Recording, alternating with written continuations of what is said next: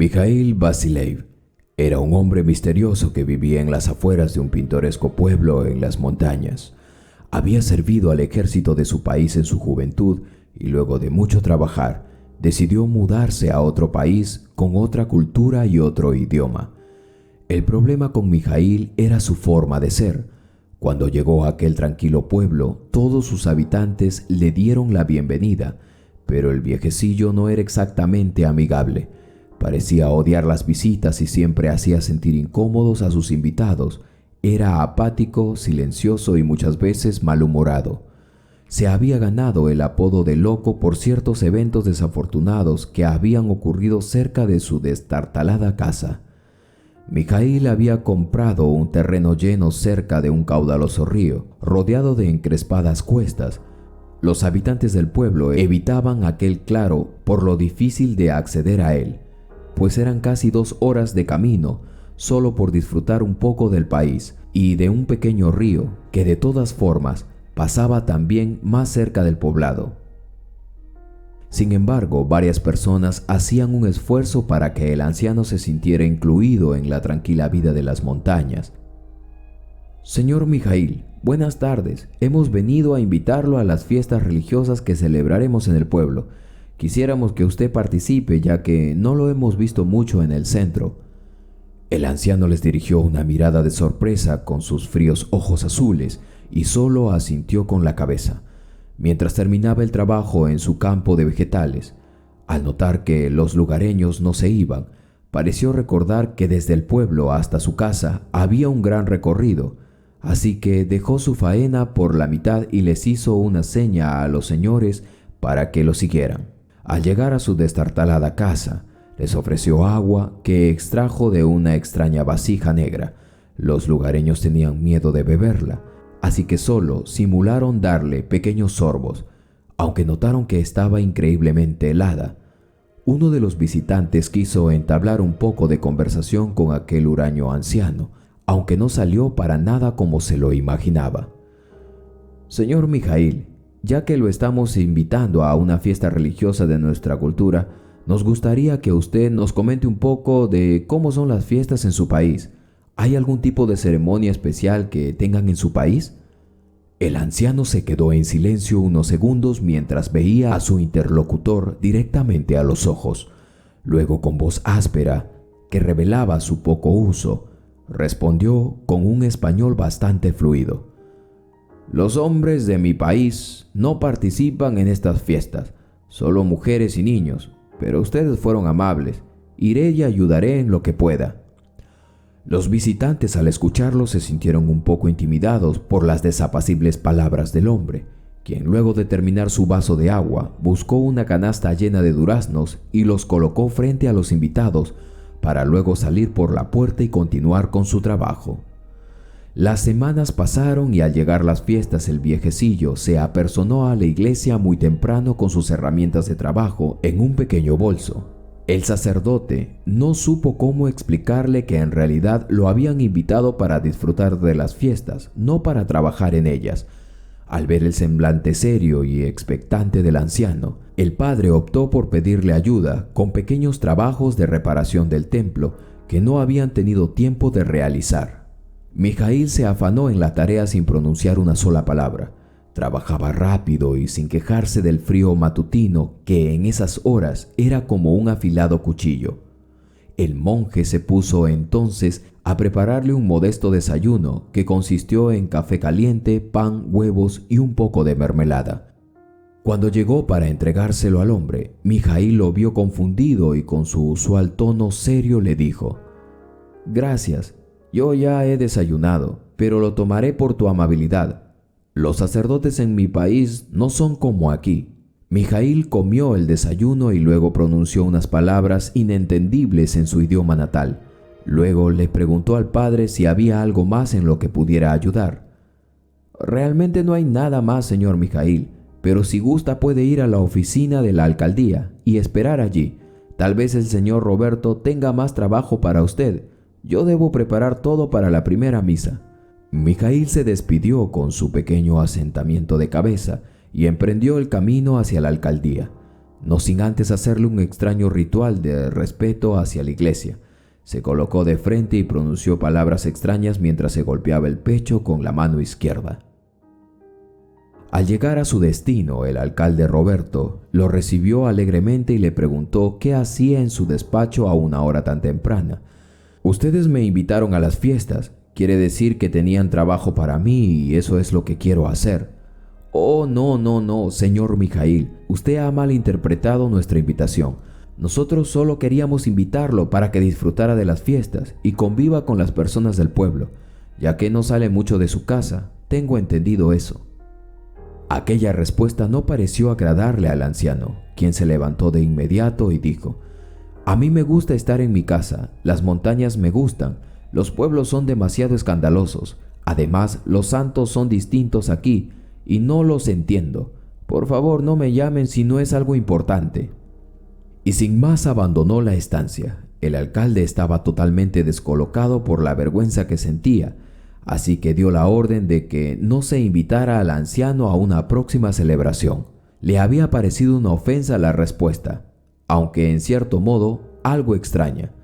De esa forma, el viejo Mijaíl vivió más aislado en su pequeña casa en las montañas. Con el paso de los años y como es normal en los pueblos pequeños, los niños se hicieron jóvenes y muchas veces escapaban al pequeño claro para cometer sus travesuras fuera de la vista de sus padres. En cierta ocasión, un grupo de adolescentes se metieron al río que estaba cerca de la casa y comenzaron a jugar a las clavadas sin importarle que el viejo Mijaíl estuviese allí viéndolos. Aparentemente todo estaba bien hasta que de repente el anciano salió con una escopeta y realizó unos disparos al aire libre, advirtiéndole a los jóvenes que se fueran de su propiedad. Los muchachos salieron despavoridos ante tal amenaza y contaron en el pueblo su versión. Todo estaba bien, el anciano nos vio y no nos dijo nada, como por una hora. Estábamos bañándonos y de pronto ese viejo loco sacó una escopeta y empezó a disparar al aire amenazándonos. Es un peligro para nosotros. Casi todos los chicos y buena parte de los habitantes del pueblo hicieron una petición al alcalde Roberto para que desterrara al viejo Mijaíl. El hombre estaba en una posición difícil, pero decidió zanjar el asunto luego de escuchar el testimonio de una de las muchachas que también estaba en el río. «Creo que el señor Mijaíl es una buena persona.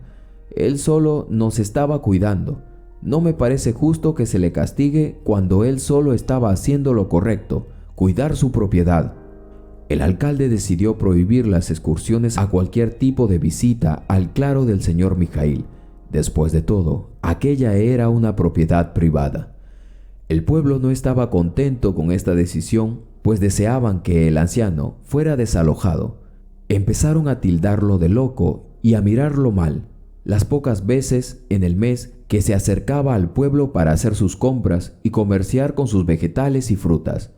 De esa forma se empezó a correr el rumor por los pueblos vecinos que en lo más profundo de las montañas vivía un anciano loco que amenazaba a las personas a fuerza de pistola y que les robaba todo cuanto tenían encima. Así pasó un año cuando de forma súbita una crisis azotó los pequeños pueblos de las montañas. Las sequías comenzaron a tomar intensidad. Los días eran más calientes y los cultivos requerían más agua para subsistir.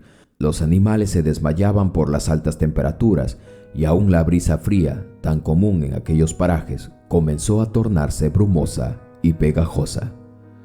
¿Qué haremos, alcalde? ¿Debemos solicitar ayuda del gobierno para sobrellevar esta crisis?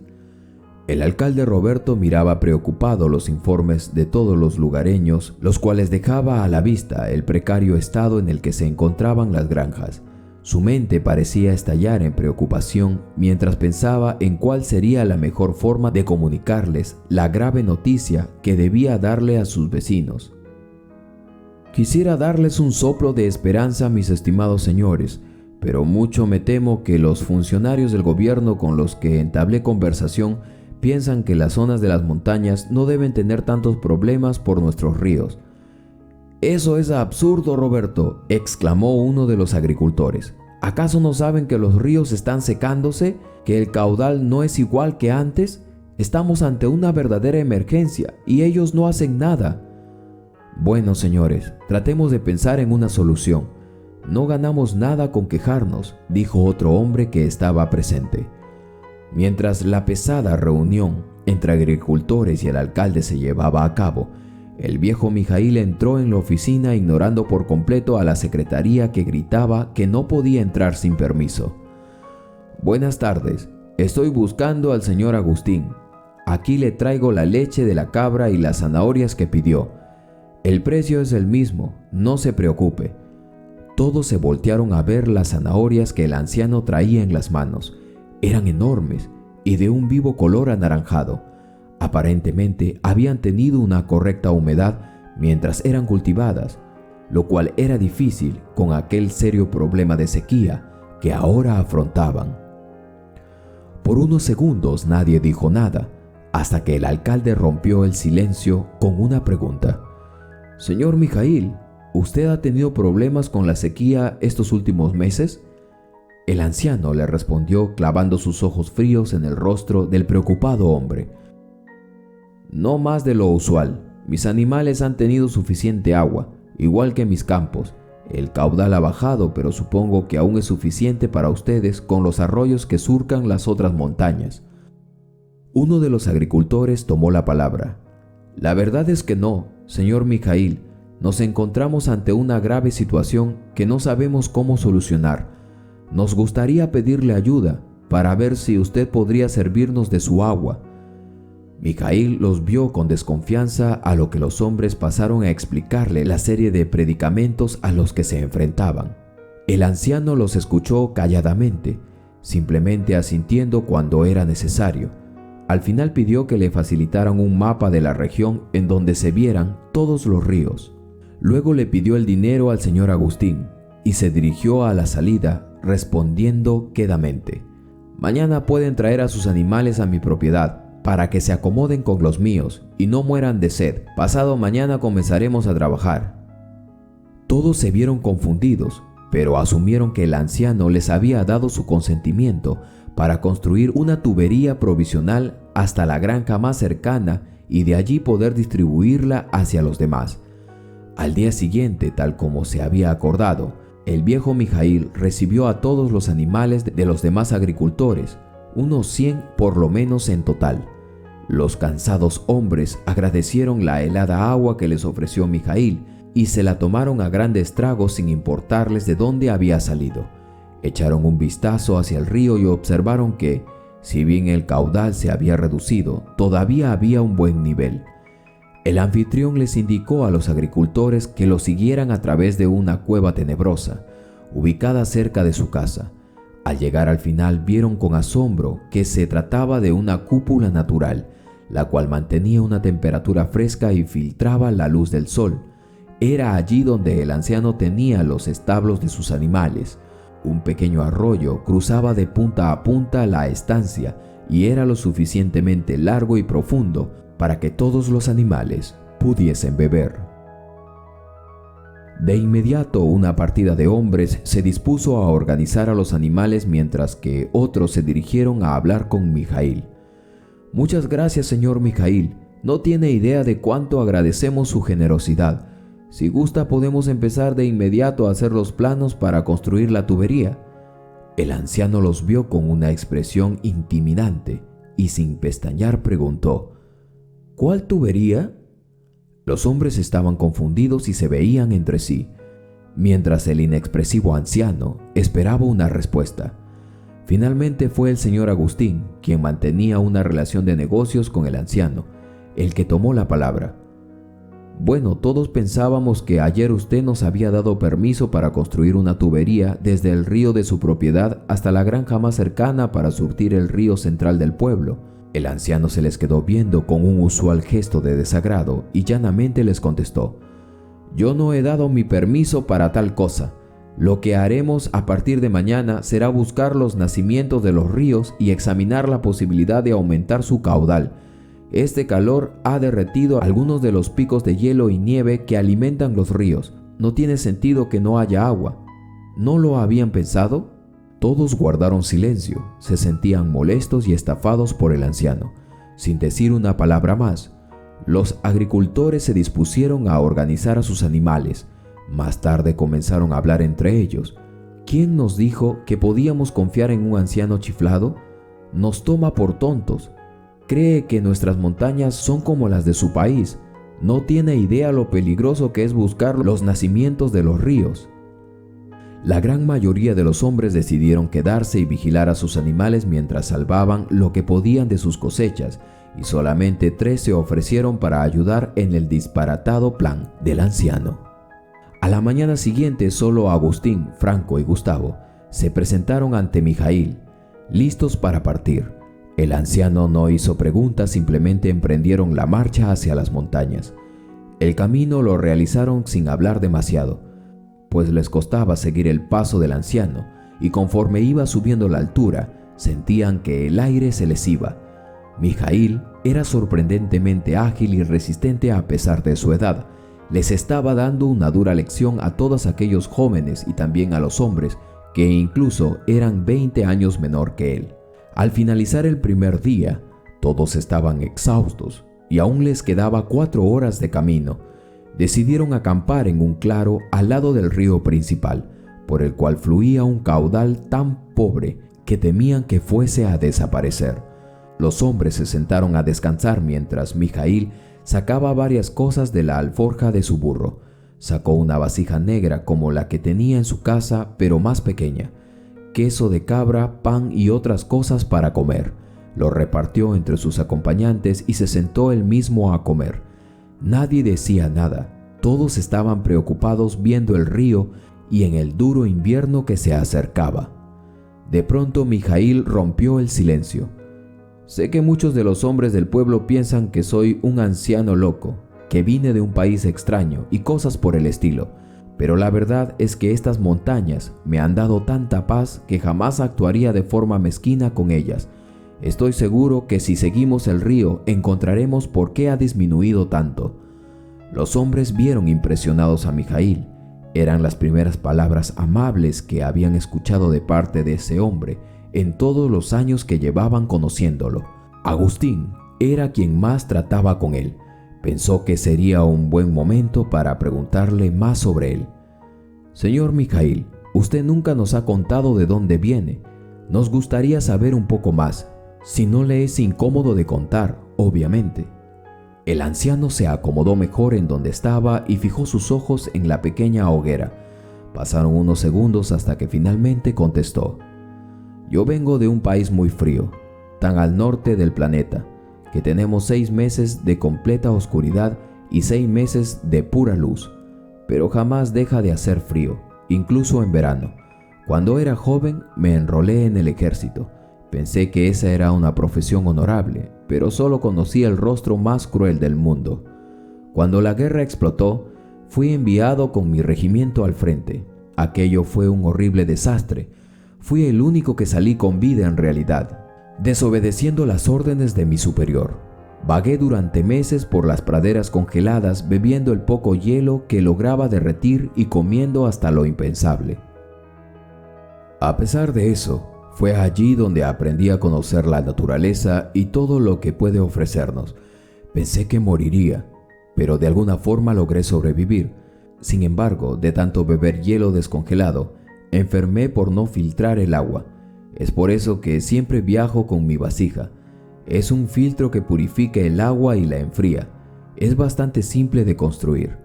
Cuando regresé a la capital, creí ingenuamente que me darían una condecoración, pero en su lugar me dieron una baja deshonrosa y me exiliaron. Incluso un sacerdote me excomulgó. Estuve en muchos países siempre moviéndome de lugar, pero fue en estas montañas en donde más tiempo he vivido en paz. Supongo que es porque ya me estoy haciendo viejo. Los hombres guardaron un silencio de respeto y admiración hacia el anciano militar. Luego, Gustavo les preguntó algo que llevaba años queriendo saber. Señor Mijaíl, hace un par de años usted espantó a unos chicos que se estaban bañando en el río cerca de su propiedad. Todos, excepto mi hija, se quejaron de usted. ¿Por qué lo hizo? El anciano dirigió su fría mirada hacia el hombre y le contestó. Esos bribones quisieron aprovecharse de su hija en mi propiedad. Yo no quería tener nada que ver con eso, así que les di un buen susto para que se largaran con su inmoralidad a otra parte. Fue entonces cuando los hombres reconocieron su error al juzgar tan duramente al viejo militar, y en ese momento le ofrecieron una disculpa. Además, era quien los guiaba hacia la solución. Al día siguiente, llegaron hasta el nacimiento del río en las montañas y descubrieron que no era solo la sequía lo que estaba secando al río, era una enorme piedra que se había caído con el deshielo justo en la gruta del nacimiento. Entre los tres hombres lograron sacar la piedra del camino y de inmediato comenzó a fluir un grueso caudal.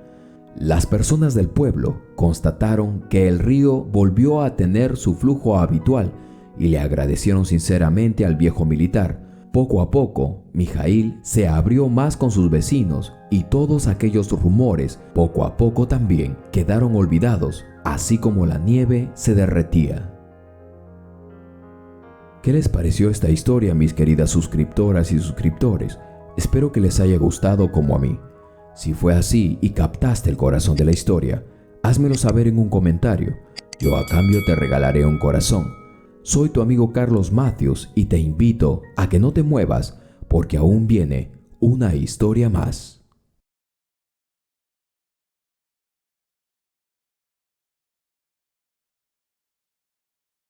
Casimiro, el hombre que volvió a ser niño. El final es para llorar. La rueda de la vida, por Carlos Matthews. La vida es una rueda, decía mi madre. A veces cuando empezamos a probar un poco del éxito, un poco de aceptación, de tenerlo todo, dejamos de ver lo mortales que somos, dejamos de sentir las piedras del camino mientras rodamos, dejamos de ver el tiempo que llevamos girando. Hay un efecto, una ley decretada para los hombres desde antes de la creación de este mundo. Para muchos tendrían diferentes significados, pero para mí es la rueda de la vida. No importa cuán rápido o lento vayas, qué tan fuerte seas al inicio o débil y luego fuerte, en un determinado tiempo volverás a ser como cuando empezaste. Un hombre empieza siendo un niño y termina siendo un niño. Haga lo que haga, así será. No importa cuánto dinero hayas acumulado o poseas, cuántos ejercicios hayas hecho para tener un cuerpo saludable, cuán cuidadoso con tu alimentación fuiste en tus días de primavera. Las estaciones de la vida siempre han de regresar, siempre habrá tiempo para todo, para reír, para llorar, para soñar, para triunfar, para amar. Pero todo terminará como empezaste. Uno mismo empieza siendo un inocente niño feliz y uno siempre elige ser feliz en esos días. Llegamos al mundo para disfrutar al máximo de esta única experiencia y al terminar seremos niños nuevamente. Pero un detalle importante, y debemos recordarlo muy bien: las acciones y decisiones que hayamos tomado durante nuestros días de primavera y el verano determinarán qué tan feliz seremos cuando llegue el otoño e invierno y volvamos a ser niños por segunda vez. Atesorad este pensamiento mientras escuchas y ves la siguiente historia.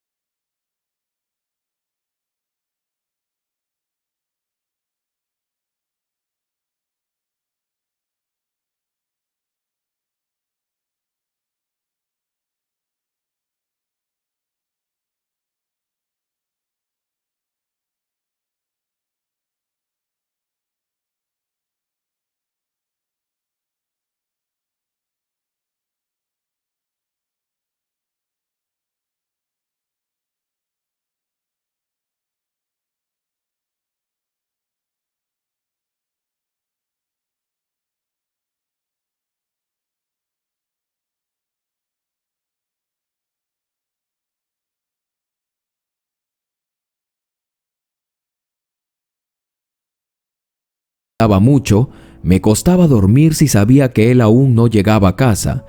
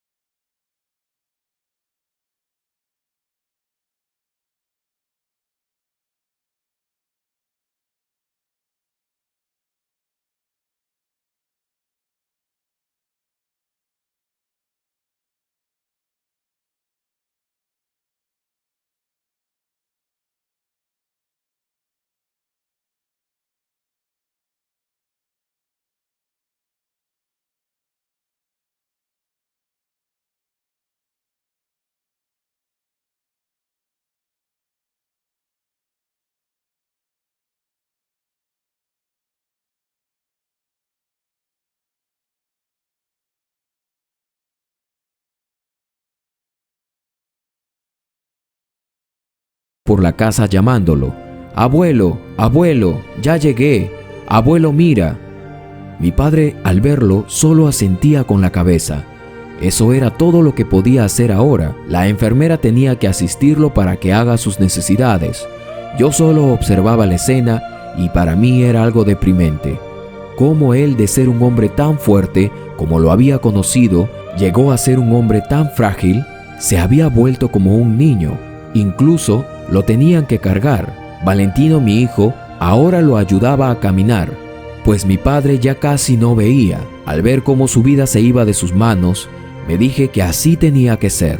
En lo que concernía a mí, ahora estaba muy ocupado, necesitaba concentración y sobre todo tiempo. «Papá, ¿por qué no ponemos al abuelo dentro de la casa?», me preguntó mi hijo, a lo que contesté: «Esta es la sala, hijo, y allí es el comedor. El abuelo no puede quedarse a dormir aquí. Por eso le construí su cuarto. Ya tendré tiempo para hacerlo con mejores materiales», le contesté. Valentino me observó fijamente como tratando de razonar. «Papá, ¿por qué el abuelo está así? Usa pañales y no puede caminar». A lo que le respondí: «Se volvió como un bebé, hijo. Todos pasaremos por lo mismo». En ese momento, esa respuesta fue tan superficial que me pareció tan sensata para la edad que él tenía. Al escucharlo se quedó pensando. Parecía no estar conforme con la respuesta. Seguido de esto, volvió con su abuelo, mi padre, o lo que quedaba de él. Los días siguientes, yo seguía corriendo tras el tiempo, hasta que una mañana gris, mi padre se fue. Al verlo así, inerte, mi corazón se abatió. Allí estaba mi padre, yacía descansando después de su larga jornada de vida. Jamás pude volver a tener mi tiempo con él. Tomé unos días para reponerme. Era la rueda de la vida, como solía decir mi madre, y ahora estaba yo en escena y la vida tenía que seguir. Todo seguiría deprisa en mi vida, de no ser que un día quise construir una piscina y me faltaba espacio, por lo que recordé que desarmar el cuarto que había construido para mi padre sería una excelente idea. El sol le daría plenamente. Y mientras observaba qué herramientas usar para desarmarlo, mi pequeño hijo llegó por mi tras y, viendo lo que iba a hacer, detuvo mi mano. «No, padre», me dijo, a lo que extrañado volteé y le pregunté: «¿Qué pasa, hijo?». «No lo desarmes», me replicó, por lo que le pregunté, pensando que tenía algún valor sentimental para él, pero su respuesta detendría mi corazón y también detendría mi vida. «¿Dónde te pondré cuando vuelvas a ser un niño nuevamente?», me dijo. En ese momento, al escuchar tales palabras, atravesaron mi mente y mi corazón. Caí de rodillas y una línea de imágenes cruzaron mi mente. Mi respiración se aceleró y empecé a llorar. Era verdad y lo había olvidado. Todos alguna vez volveremos a ser niños otra vez. ¿Qué les pareció esta triste pero hermosa reflexión a la vez? Sin duda alguna me ha llegado a lo más profundo de mi corazón. Acabo de llamar a mi padre hoy. He quedado en sentarme con él un momento a recordar que ambos alguna vez fuimos niños, que ahora somos padres, pero seremos niños un día, nuevamente. Espero que hayas podido captar el corazón de la historia. Déjame tu comentario, tu opinión, de qué te pareció. También suscríbete si aún no lo estás. Activa la campanita de notificaciones y selecciona todas. Así no te perderás de ninguna de las historias que vienen a continuación. Soy tu amigo de siempre, Carlos Matthews, y conmigo será hasta una próxima historia encriptada.